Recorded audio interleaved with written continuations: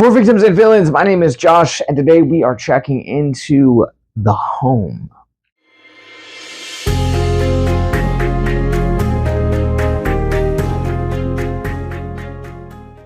It tells the story of a young man played by Pete Davidson who gets in trouble one too many times with Johnny Law, and as a result is forced into community service into a sinister nursing home.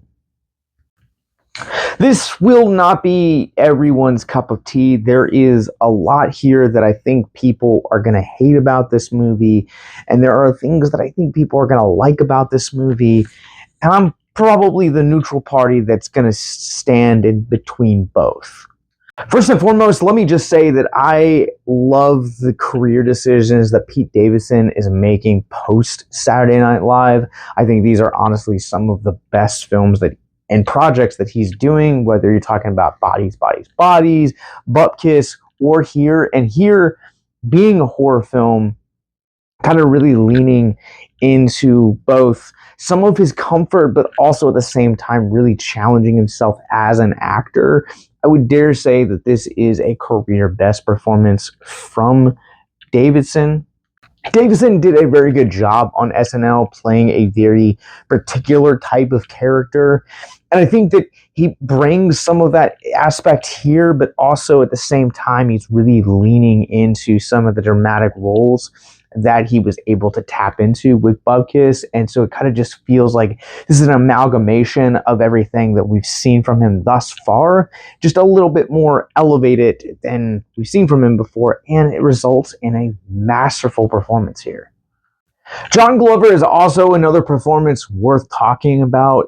It's been a while, I feel like, since we've seen him in anything, but he reminds you why he is one of the best actors that we've seen in the last 30 years. He walks this line between campy but sincere, with a few other surprises kind of thrown in there. Definitely one of my favorite performances here as well.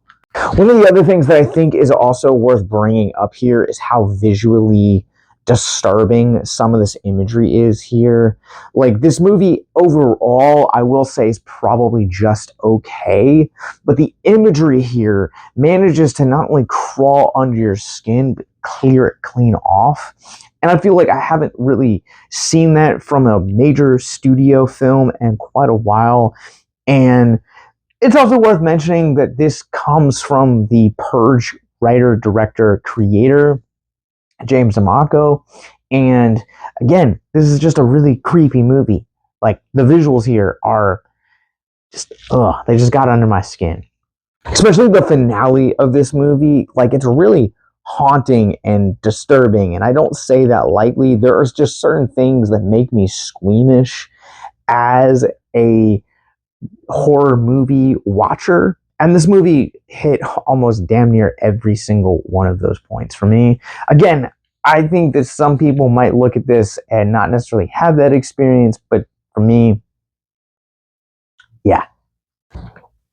And that's really the only good things this movie has going for it. And that's not to say that this movie is an outright bad movie by any means. No, this movie is just kind of a middle of the road, just kind of okay movie. Like, there are definite things that it has going for it, such as its imagery, the performances from Davidson and Glover, but that's really largely about it. This movie feels like it borrows from things that we've seen before. Now, obviously, some of the comparisons to the role of Jenny Penn might be a little bit too soon, because it's probably just coincidental that these movies released less than 6 months apart from each other, but there are kind of striking parallels between the narrative that's told here. Not to mention, there are elements of this movie that remind me of The Shining as well as Society. The redeeming thing that I will say here is that you really won't see any of those comparisons until after the film kind of rolls and you're just kind of left to sit in it. Like, DeMonaco does a really good job at kind of creating this element of misdirection with this film that I really did appreciate. Like, I kind of knew something was sinister here. Like, it's hard not to kind of have those predictions and start to kind of manifest where you think the film is going to go, even when it's halfway through.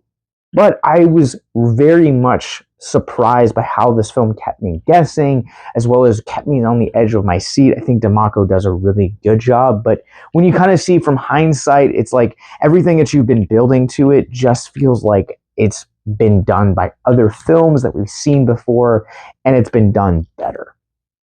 Pacing in this movie is honestly pretty brisk. I will say that this film, once it kind of gets going past its first 10-15 minutes, it really does have this nice steady pace to it. There's a lot that they kind of dump on you exposition wise within the first 15 minutes, but it really works in hindsight. So it's just a lot.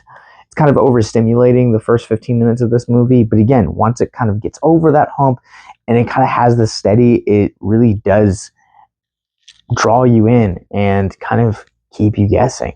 With that said, I'm ready to run this one through our Rorschach rating scale. Overall, I'm going to give The Home a 3 out of 5. Overall, I thought this movie was just okay.